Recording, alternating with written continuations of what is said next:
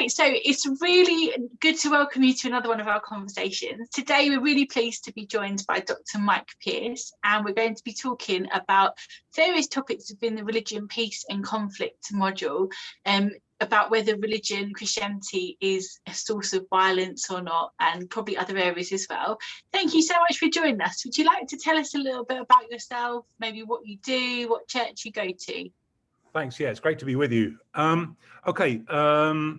I'm originally from the UK, but I've been living in US now since 2004. And until about 20 months ago, something like that, I was a professor of history in Houghton College, which is in the western part of New York State, long way from New York City. And right now I'm living in Alabama. I'm creeping towards retirement, but I don't ever really want to retire. So I'm teaching in a local high school here.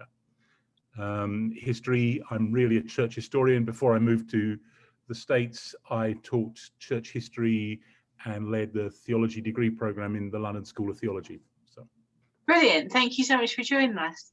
So let's start then. So in your opinion, do you think that Christianity could be seen as a religion of violence, or a religion that encourages war?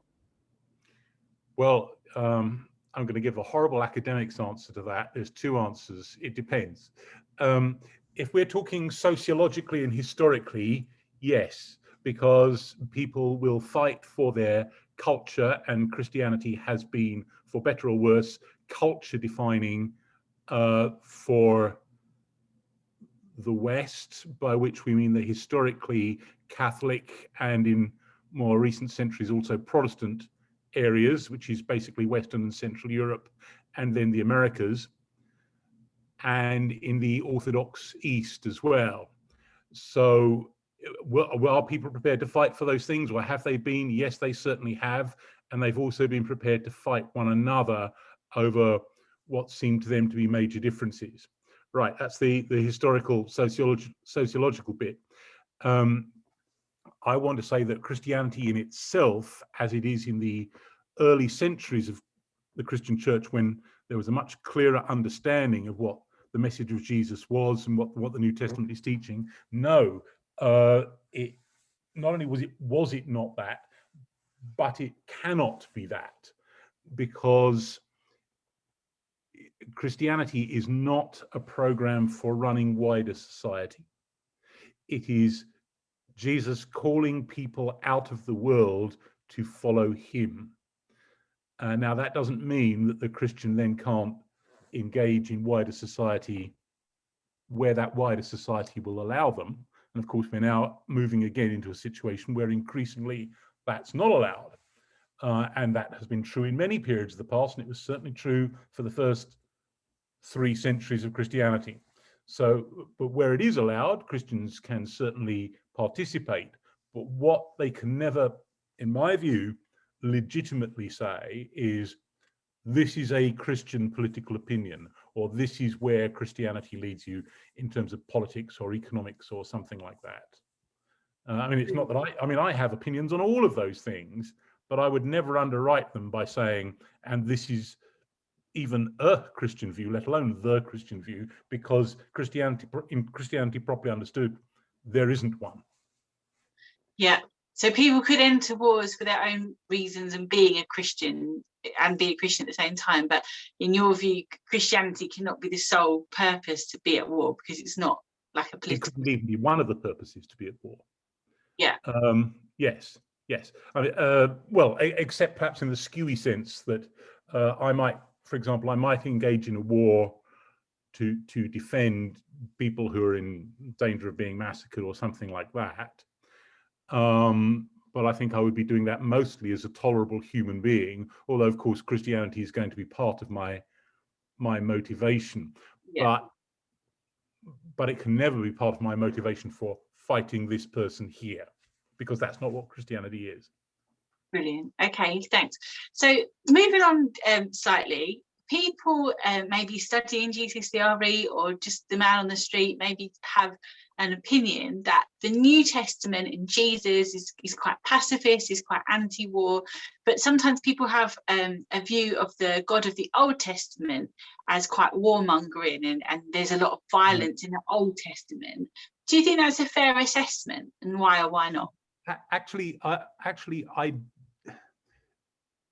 to an extent, I do agree. As on so many subjects, you know, the opinion of the person in the street is usually way off and uninformed, but the instincts that inform that kind of distinction are not completely misplaced. But this, and I would say this, contrary to what most of the historic Christendom churches, Catholic, Orthodox, and major Protestant Reformation, Anglican, Reformed, what have you, but contrary to what they might insist, there is a radical disjuncture between Old and New Testaments. The Old Testament is a program for running a country. Old Testament Israel, let us say, God's way. And there's a whole load of laws and regulations for being enforced.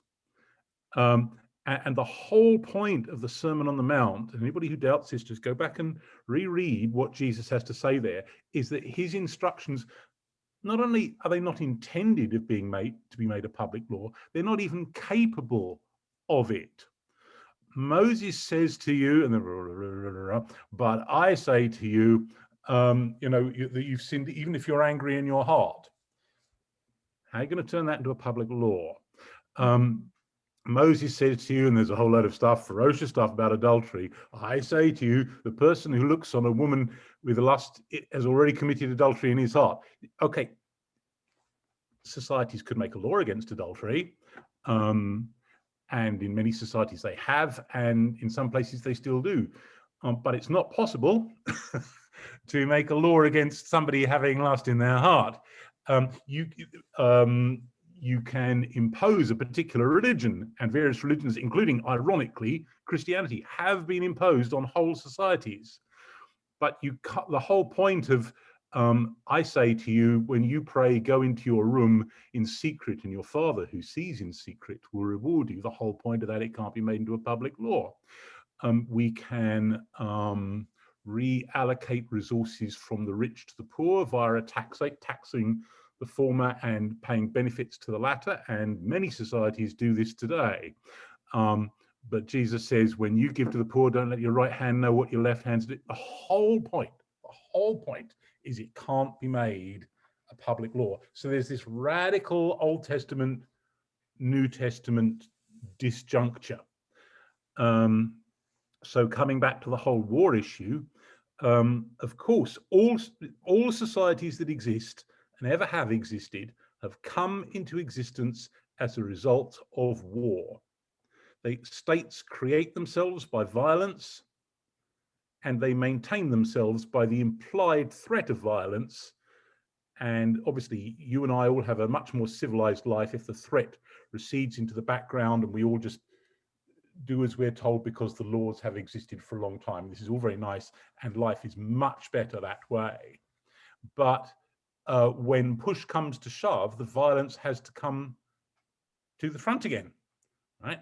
Whether that's against internal disorder or against foreign enemies. Now, there's no avoiding that. But precisely because the New Testament isn't about that, then it is, is it pacifist? That's a tricky question. But let us use pacifist as a relative term. If we use it as a relative term, then yes, it is. And so the public perception, even if it's not necessarily very well informed, instinctively, they're getting that about right. Yes. Right. Okay. So moving on a little bit. So you said before that war shouldn't be or can't be fought in the name, or effectively in the name of Christianity, because Christianity isn't a political system. Right. But historically, some wars have been fought in the name of Christianity. Right. The most famous example being the Crusades, I guess, but there have been others. The wars of religion in the 16th and 17th centuries, yes. Yeah. So do you think that it's reasonable for those people fighting this wars to say we're doing this in the name of Christianity, or do you think it was mostly just a ploy because there were other things at play? Well, certainly there were other things at play. I mean, in all of those cases, and it would take quite a long time to go through each of them. In my, sorry, this sounds really cheesy, but in my book, Gods of War, we go into some of those and look at what was at play, and almost none of them were simply about religion. There were other things going on, but nevertheless, they were about religion. I would argue a completely misplaced understanding of what Christianity is. But let's look at something that I guess will resonate with the experience of all your students, right? Let's suppose that you and I have an argument about something, some material thing, something we want to do or don't want to do, or who owns this, you own that, this kind of thing, right? And at some point, some kind of, as the argument goes on, let's suppose it gets pretty bad, somebody's going to resort to some kind of moral blandishment to show that you are being bad here and I'm the one that's being more moral.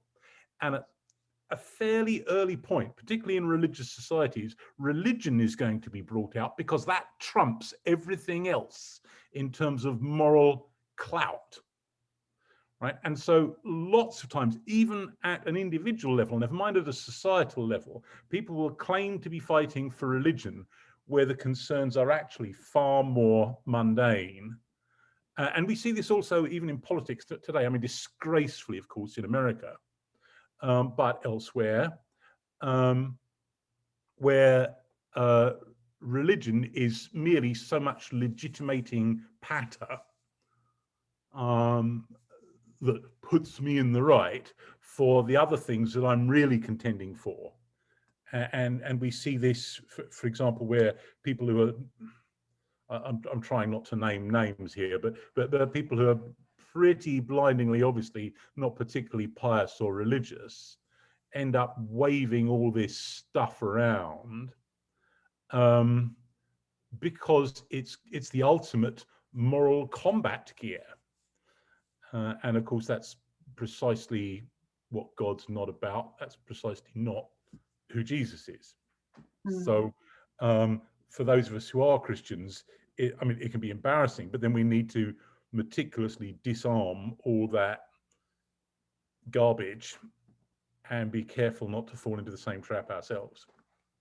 Definitely. So just sort of, I guess, on that subject as well, kind of legitimizing your views using kind of religious texts as people do who wage war. In terms of you kind of forming an opinion about this, obviously, you know, you're very widely read, but if you could just kind of maybe pick out one or two sources of authority, Bible verses or other kind of sources of authority that kind of influence your thoughts on this topic of religion and war, whether religion causes violence, what would it be? Well, I place quite high stock in the early church fathers. When I say early, I mean those first 300 years. You will know why I'm phrasing myself that way. Maybe your students won't. Just very quickly, in the 4th century, which is the most important, and not in a good way, important century in the history of Christianity, Christianity was co-opted by the late Roman state and completely transformed in the process. So when I say church fathers, I would want to emphasize the earlier ones, and I would tend to follow their sort of direction of thought. But I've also, in much more recent times, I'm very inspired by Dietrich Bonhoeffer. I am, slightly to my own embarrassment, not a pacifist, because I recognize that the pacifist arguments from scripture and from the early church are very strong. But for reasons I'm guessing many of you students will also have thought, I can't be a pacifist because I recognize that there are situations when people are being so horribly mistreated that to say I will never use violence is to place my precious conscience in front of somebody else's life, and I can't go there. Now, Bonhoeffer wrestled with precisely this. He took a view which is similar to Gandhi's in India. And Gandhi, of course, obviously wasn't a Christian, but he understood exactly what Christianity was. Took a very similar view that was basically pacifist, and wanted the oppressor. Martin Luther King revisited the same kind of direction of thought in the 1950s and 60s, that the oppressor can be shamed out of their oppression and won over by moral suasion. And Bonhoeffer came to the conclusion that in the case of Hitler, that could not be done, that he was willfully, consciously doing evil and always would. And therefore, he joined in the plot to kill Hitler, which sadly failed. Had it succeeded in July 1944, it would have saved millions of lives. Ironically, most of the Germans who died in World War II died after July 1944. So, I'm inspired by him and his example and his writings generally. I mean, for me, his book, The Cost of Discipleship, is probably the greatest devotional book ever written. Yeah, I'm also a big Bonhoeffer fan. Bonhoeffer actually comes up a lot in RE A-level now in the UK. Great. I'm glad to hear it. Yeah. So you've kind of touched on this a little bit. You've kind of hinted maybe. How far do you think it is acceptable to go for a Christian in defending their beliefs in terms of violence? Oh, in terms of violence, nowhere at all. In terms of violence, no. I mean, I would say that although I'm not a pacifist, Christianity is one thing that you could never fight for. Right. The commands of Jesus are quite clear. Take up your cross and follow me. And you're likely to be persecuted for this, and that's part of the deal. Now, if I ever exerted violence, it would be to defend somebody or something. But it certainly couldn't be for Christian faith, and that's the whole point, I think. Yes. That's a really interesting distinction there then. So you're saying that if someone came to you and said, you know, we're invading your country, or we're going to impose this particular, different religion on you because of, because we're now ruling your country, you couldn't defend that violently, but you could defend. You're saying that you could defend other people inspired by your faith. So if somebody was trying to kill somebody else. Yeah. Although I'm not even there, I'm not sure that my faith would necessarily come into it, just as part of being a decent human being. I think, right. Rather as I think that, like, I would say Christianity doesn't underpin any particular set of political beliefs, but I'm extremely interested in politics and social issues. But as I like to say, only half jokingly, I do that on my own time.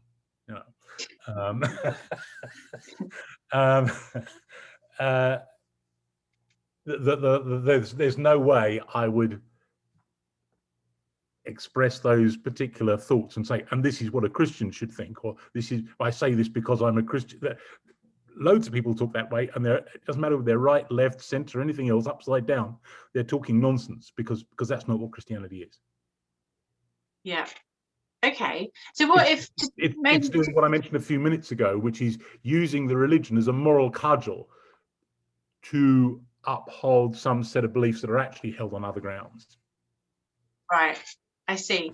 So what if like as a kind of just an example, if you were in a situation where you were kind of threatened with violence or death, so that you could practice a different religion, presumably you could just refuse and accept the violence or death, because that would be a Christian thing to do. But what if somebody else was with you? I don't know, say you were sort of kidnapped or something, I don't know, and there was other people in that situation. Could you exert violence on yes, I could and would, yes. But on behalf of the other person? Yes, I mean, I suspect I would exert it on behalf of myself. I hope I wouldn't, but but I suspect I probably would, you know. Yeah. But on behalf of somebody else, yes, slam dunk, clear issue. Yeah. Okay, great. Yeah, I understand. So we're basically at the end of our interview. The GCSE questions, the highest marks come from an evaluation statement, whereby you get a statement and you have to answer it from two perspectives. So we're giving everyone that we interview a statement and asking just for their response to it. So even your statement is even more that is justified in the Bible and in just war theory, even in the causes of war are justified by those things. Do you think that modern warfare and the techniques of modern warfare override that, and you'd say it's now no longer acceptable because of the techniques? Or do you think that the cause of the war and the what's at stake in the war is fine regardless of how it's fought? No, yeah. First off, I do not accept the just war criteria. And I think they are unsustainable. I admire the attempt to try and limit warfare. And I suppose I would say that we must try and limit warfare, but in its very nature, it can't be limited. And those criteria, or for example, UN peacekeeping forces end up becoming instruments in the hands of the power that can manipulate them.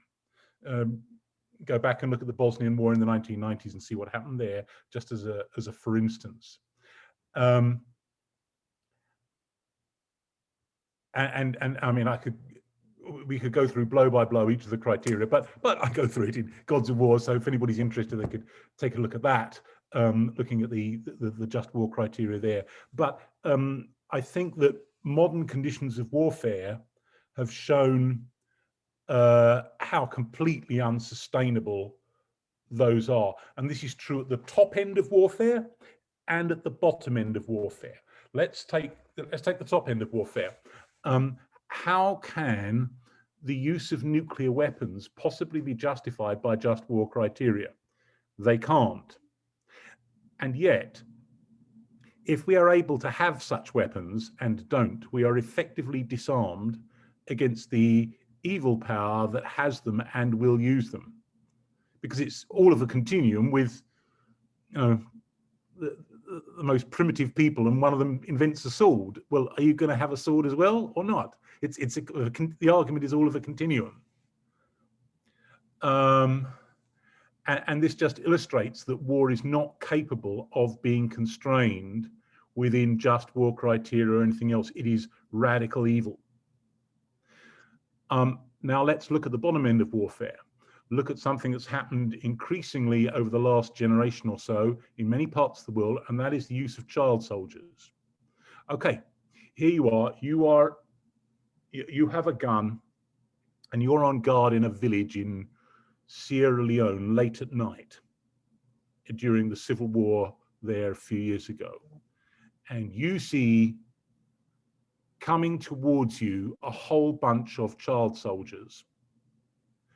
What are you going to do? It's too late to evacuate the village behind you. They're too close. And these people have been drugged and abused. They are victims. They have been awfully treated. And if you don't fire on them in good earnest, the people behind you who are asleep are going to be hacked, raped. The smaller ones may be kidnapped and turned into more child soldiers, and on and on and on. So what are you going to do? Can you see that there is no guidance that you can get from just war criteria in these kinds of situations? So I would say that just war criteria, which don't originate with Augustine anyway, they originate with Cicero, the pagan Roman, and Augustine grabbed them and baptized them with Bible verses and spiritual rhetoric, as he was wont to do. that they were never really sustainable in the first place. The fact that nearly all conflicts since have found that both sides have appealed to the just war criteria and claimed to be justified by them shows that they were never worth an awful lot. If both sides claim they're justified by just war criteria, what price the criteria? Yeah.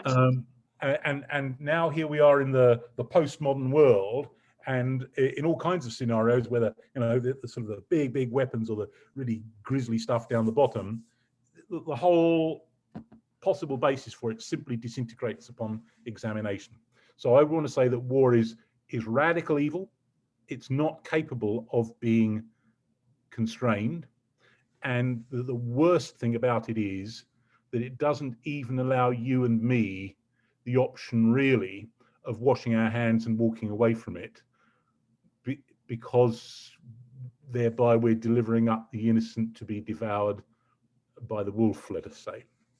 So yeah. It is a terrible moral problem. Yeah. So yeah, it can never be justified even by just war theory or yeah. So I don't have any easy answers. As I say, I'm neither a pacifist nor a just war person. I would want to say that it's a thing that is worse than anybody could fear. Yes.